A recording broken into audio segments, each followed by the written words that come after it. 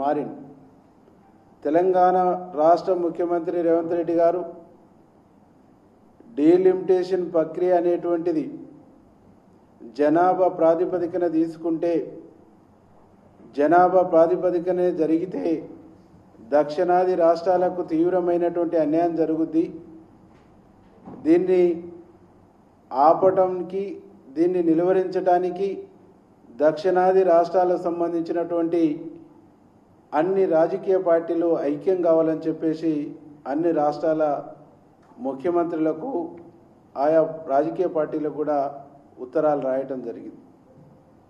ముఖ్యమంత్రి గారి వాయిస్, ముఖ్యమంత్రి గారి వాదన నమ్మిన, విశ్వసించిన దక్షిణాది రాష్ట్రాల రాజకీయ పార్టీలు ఇండియా కూటమి మా రాహుల్ గాంధీ గారి నాయకత్వంలో నిన్న పార్లమెంటులో బీజేపీ యొక్క ద్వంద్వ నీతిని, ద్వంద్వ వైఖరిని ఎండగట్టిండ్రు, తూర్పారబట్టిండ్రు, బీజేపీకి బుద్ధి చెప్పారు. బహుశా భారతదేశంలో మోడీకి స్టార్ట్ అయినటువంటి కౌంట్ డౌన్గా మేము భావిస్తూ ఉన్నాం. మోడీ తీసుకొస్తున్న అక్రమ మార్గంలో, మోడీ ఒక దుర్మార్గమైన ఆలోచనతో, ఒక రాజకీయ కుట్రతో భారతదేశాన్ని ఉత్తరాది రాష్ట్రాలు కబలించాలి, దక్షిణాది రాష్ట్రాలని, చిన్న రాష్ట్రాలని బానిసత్వంలోకి నెట్టాలనేటువంటి ఒక దుర్మార్గమైనటువంటి ఆలోచనకు తెరదించిర్రు, తెరపడ్డది. ఇది దక్షిణాది రాష్ట్రాల ప్రజల చైతన్యం ముందు నరేంద్ర మోడీ తలవంచక తప్పలేదని చెప్పేసి ఈ సందర్భంగా మేము గుర్తు చేస్తా ఉన్నాం. ఈరోజు భారతదేశంలో దక్షిణాది రాష్ట్రాల నుంచి ఒక విజనున్న నాయకునిగా, ఒక శాస్త్రీయంగా ప్రతి అంశాన్ని విశ్లేషించే నాయకునిగా, ప్రజల పక్షాన, న్యాయం పక్షాన, నీతి పక్షాన, ధర్మం పక్షాన ఒక బలమైన వాయిస్, బలమైన వాదన వినిపించే లీడర్గా ఈరోజు రేవంత్ రెడ్డి గారు ఉన్నాడు. రేవంత్ రెడ్డి గారిని ఈరోజు భారతదేశంలో ఉన్నటువంటి అన్ని రాజకీయ పార్టీలు కూడా చూస్తున్నాయనేటువంటి ఒక విషయాన్ని కూడా ఈ సందర్భంగా మేము గుర్తు చేస్తాం. ఈరోజు మేము బీజేపీని ఒకటే అడుగుతాం, మహిళా రిజర్వేషన్ బిల్లు మీద మీకు చిత్తశుద్ధి ఉంటే 2023లో తీసుకొచ్చినటువంటి మహిళా రిజర్వేషన్ బిల్లును యాజ్ ఇట్ ఈజ్గా అమలు చేయడానికి మీకు ఏమి ఇబ్బంది వచ్చింది? దానికి డీలిమిటేషన్కు లింకు కలపవలసినటువంటి అవసరం ఏమొచ్చింది? మీకు పార్లమెంటులో 2/3 లేదు అనేటువంటి మెజార్టీ లేదు అనేటువంటిది తెలిసినప్పటికి కూడా, పార్లమెంటులో ఈ బిల్లు పాస్ కాదనేటువంటిది మీకు అర్థమైనప్పటికి కూడా, పార్లమెంటులో దక్షిణాది రాష్ట్రాలకు సంబంధించి, ఇండియా కూటమికి సంబంధించి ఆలోచించే ఏ రాజకీయ పార్టీ అయినా ఈ తప్పును ఆమోదించదామని తెలిసినప్పటికి కూడా మీరు ఎందుకు ఈ బిల్లు పెట్టిర్రు? ఈరోజు తమిళనాడు కానీ, పశ్చిమ బెంగాల్ కానీ జరుగుతున్నటువంటి ఎన్నికల్లో లబ్ధి పొందటానికి, రాజకీయ ప్రయోజనం పొందటానికి ఈ బిల్లును బూచిగా చూపించడానికి పెట్టిరు తప్ప, ఇది మీకు మహిళల మీద ఉన్న చిత్తశుద్ధో, మహిళల మీద ఉన్నటువంటి నిజాయితో, మహిళలకు చట్టసభలలో స్థానం కల్పించి వాళ్ళని గౌరవించాలనేటువంటి ఉద్దేశంతో మీరు పెట్టిండ్రు అనేటువంటిది ఈ రాష్ట్రంలో, ఈ దేశంలో ఉండేటువంటి ప్రజలు నమ్ముతలేరని చెప్పేసి ఈ సందర్భంగా స్పష్టం చేస్తాం. ఎందుకంటే 46 సంవత్సరాల బీజేపీ చరిత్రలో ఒక్కరు కూడా ఈ దేశ అధ్యక్షురాలుగా మహిళలను ఒక్కనాడు కూడా పెట్టినటువంటి దాఖలాలు లేవు. ఈరోజు వాళ్ళ పార్లమెంటు బోర్డులో 11-12 మంది ఉంటే ఒక్క మహిళకు మాత్రమే స్థానం ఇచ్చారు. వాళ్ళ సైద్ధాంతిక బేస్ అయినటువంటి ఆర్ఎస్ఎస్లో నిర్ణయాత్మకమైనటువంటి కమిటీలో ఒక్క మహిళ కూడా ఉండరు.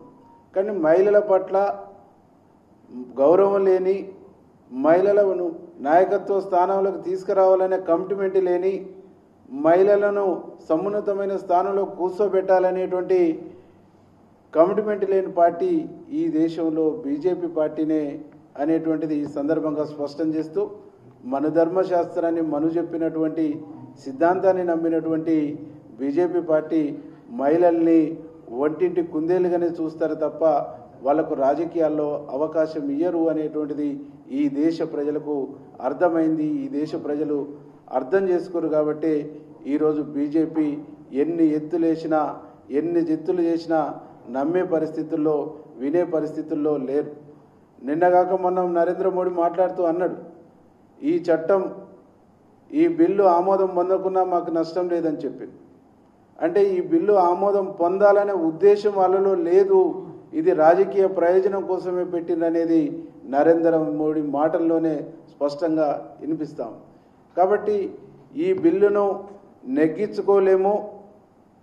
గౌరవ పెద్దలు రాహుల్ గాంధీ, రేవంత్ రెడ్డి గారు ఆర్ఆర్ జోడీ ముందు మా యొక్క ఎత్తులు జిత్తులు చెల్లవని చెప్పేసి అర్థమైన తర్వాత తెలంగాణ పైన, తెలంగాణ ముఖ్యమంత్రి పైన రాజకీయ విషం జిమ్ముతూ, రాజకీయ విషం గక్కుతూ తప్పుడు ప్రచారం చేయడానికి పూనుకోరు తప్ప ఇంకోటి లేదు అనేటువంటి విషయాన్ని ఈ సందర్భంగా మీకు తెలియజేస్తూ, దక్షిణాది రాష్ట్రాలతో పాటు చిన్న రాష్ట్రాలకు పొంచి ఉన్నటువంటి ముప్పును కూడా ఈరోజు కాపాడగలిగింది ఇండియా కూటమి అని చెప్పేసి, రక్షించగలిగింది ఇండియా కూటమి అని చెప్పేసి ఈ సందర్భంగా మేము గుర్తు చేస్తూ, ఈ విషయంలో గౌరవ సోనియా గాంధీ, మల్లికార్జున ఖర్గే గారు, రాహుల్ గాంధీ గారి స్ఫూర్తితో మా ముఖ్యమంత్రి రేవంత్ రెడ్డి గారు దక్షిణాది రాష్ట్రాలని ఐక్యం చేయటంలో, దక్షిణాది రాష్ట్రాల గొంతుకల్ని ఐక్యం చేసి ఏకతాటిపైన తీసుకురావడంలో తను చేసినటువంటి కృషి, తను చేసినటువంటి ప్రయత్నానికి యావత్ దక్షిణాది రాష్ట్రాల ప్రజల తరపున, తెలంగాణ రాష్ట్ర ప్రజల తరపున మనస్ఫూర్తిగా ధన్యవాదాలు, అభినందనలు తెలియజేస్తూ, ఈ దేశానికి ఒక దిక్సూచిగా, ఒక రోల్ మోడల్గా ఒక వాయిస్ ఉన్న, ఒక శక్తి ఉన్న, ఒక విజన్ ఉన్న నేతగా రేవంత్ రెడ్డి గారు ఉన్నారనేటువంటి విషయాన్ని తెలియజేస్తూ, బీజేపీ పార్టీకి పతనం మొదలైంది. పార్లమెంట్ ఎన్నికల్లో ముందు 2024లో గౌరవ ముఖ్యమంత్రి రేవంత్ రెడ్డి గారు చాలా స్పష్టంగా చెప్పింది, సింగిల్ డిజిట్ మెజార్టీ భారతదేశంలో బీజేపీకి వస్తే భారతదేశంలో చిన్న రాష్ట్రాలకు కానీ, భారతదేశంలో వివిధ రాజకీయ పార్టీలకు కానీ మనుగడ లేకుండా చేస్తారు. భారతదేశంలో సింగిల్ మెజార్టీ బీజేపీకి రాని అని చెప్పిండు. ఆనాడు వాళ్ళకు మెజార్టీ రాకుండా నిలువరించడంలో మా ముఖ్యమంత్రి గారి యొక్క స్ట్రాటజీ పనిచేసింది. ఈరోజు ఈ బిల్లును ఆపుతాము, అడ్డుకుంటాము, దీంట్లో లోపాలని వివిధ రాజకీయ పార్టీలకు, ప్రజలకు, అన్ని రకాల మేధావులకు వివరించి దీన్ని నిలువరిస్తామన్నాడు, నిలువరించిండు.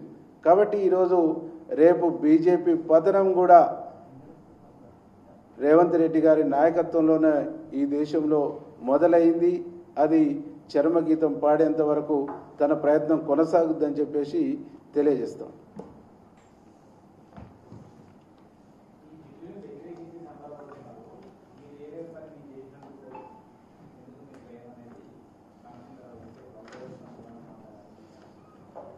అంటే రామచంద్రరావు గారి పార్టీకి ఈ బిల్లు పట్ల, మహిళలకు రిజర్వేషన్లు ఇచ్చే పట్ల చిత్తశుద్ధి, నిజాయితీ లేదు. 2023లోనే పార్లమెంటులో ఈ బిల్లును ఆమోదం పొందినప్పుడు దానికి విధి విధానాల్ని నిర్ణయించవలసింది. ఆ విధి విధానాల్ని నిర్ణయించి, విధి విధానాల్ని డిసైడ్ చేసి దాన్ని 2024 పార్లమెంట్ ఎన్నికల్లో ఇప్పుడున్నటువంటి 500 పైచిలకు 543 సీట్లలో 33 సీట్లు వాళ్ళు ఇచ్చిండుంటే వాళ్ళకు నిజంగా ఆ బిల్లు మీద, వాళ్ళు మహిళల మీద నా మంచి కమిట్మెంట్ ఉందని మనం భావించేటోళ్ళం. పోనీ చివరికి ఈ దేశానికి ఉప ప్రధానిగా ఒక మహిళనన్నా తీసుకొచ్చి వాళ్ళు పెట్టిండుంటే మేము వాళ్ళు చెప్పేటువంటి వాదనను ఏకీభవించేటోళ్ళం, వాళ్ళని అభినందించేటోళ్ళం. మా నాయకుడు రాహుల్ గాంధీ చాలా స్పష్టంగా చెప్పిండు, మీరు మహిళా రిజర్వేషన్ బిల్లును ఒక్కదాన్నే మీరు పార్లమెంటు ముందు పెట్టండి, అన్కండిషనల్గా, ఇనానిమస్గా మేము ఈ బిల్లును ఆమోదిస్తాం.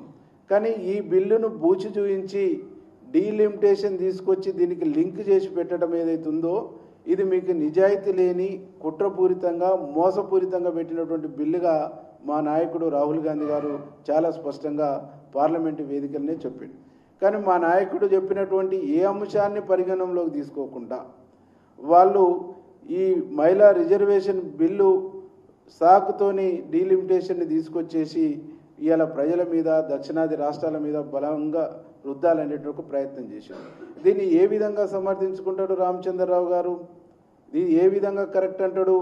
దక్షిణాది రాష్ట్రాల ప్రాతినిధ్యం లేకున్నా పర్వాలేదు, దక్షిణాది రాష్ట్రాలలో సీట్లు పెరగకున్నా పర్వాలేదు, జనాభా అనే ప్రాతిపదిక మీద 2-3 రాష్ట్రాలల్లో సీట్లు పెంచి ఆ 2-3 రాష్ట్రాలు దేశాన్ని కబలించాలనేటువంటి ఒక ఆలోచన బీజేపీ పార్టీ అధినాయకత్వానికి ఉంది.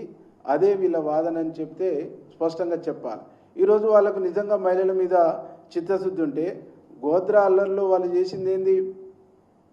ఇలా మహిళల్ని పసిపిల్లల్ని ఊచకోత కోయలేదా?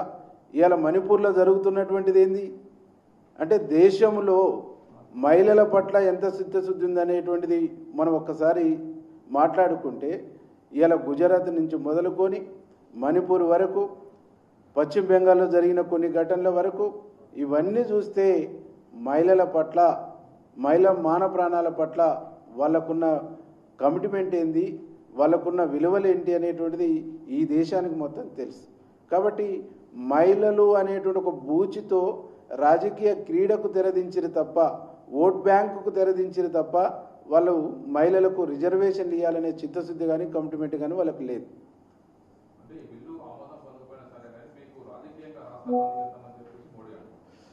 అంటే ఈ బిల్లు ఆమోదము పొందదు, 1/3 2/3 మెజార్టీని సాధించలేరు అనేటువంటిది ఈ దేశ ప్రజలందరూ కూడా చాలా స్పష్టంగా తెలుసు, నరేంద్ర మోడీ, అమిత్ షాకు తప్ప.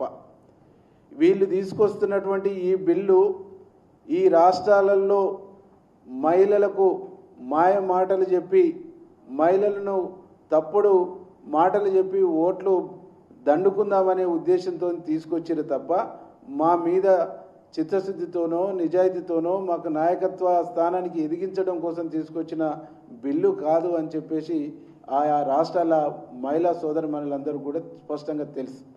ఎందుకంటే మహిళల పట్ల భారతీయ జనతా పార్టీకి ఎంత గౌరవం ఉంటుంది, మహిళల్ని ఏ మేరకు గౌరవిస్తారు, మహిళల్ని ఏ మేరకు నాయకత్వ స్థానంలో తీసుకొస్తారు, మహిళల పట్ల వాళ్ళకు ఉండేటువంటి ఒక రాజకీయ కోణం ఏందనేటువంటిది ఈ దేశంలో ఉన్న ప్రతి మహిళా సోదరిమణికి తెలుసు. కాబట్టి ఏ ఒక్కరు కూడా ఈ బిల్లు మీద, ఈ బిల్లు పార్లమెంటులో వీగిపోయిన దాని మీద భారతీయ జనతా పార్టీకి మామూలు లిప్ సింపతి కూడా చూపించారనేటువంటిది నాకు ఉన్నటువంటి ఒపీనియన్.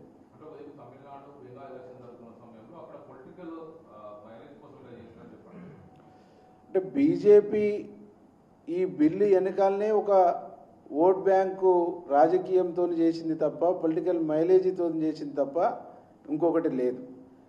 బీజేపీకి ఈ దేశం పట్ల, ఈ దేశంలో ఉండేటువంటి మహిళల పట్ల, మహిళల్ని రాజకీయాల్లో నాయకత్వ స్థానంలో ఎదిగించాలనేటువంటి దాంట్లో ఏమాత్రం చిత్తశుద్ధి లేదు.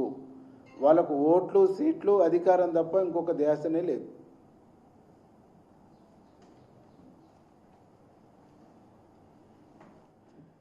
ఓకేనా?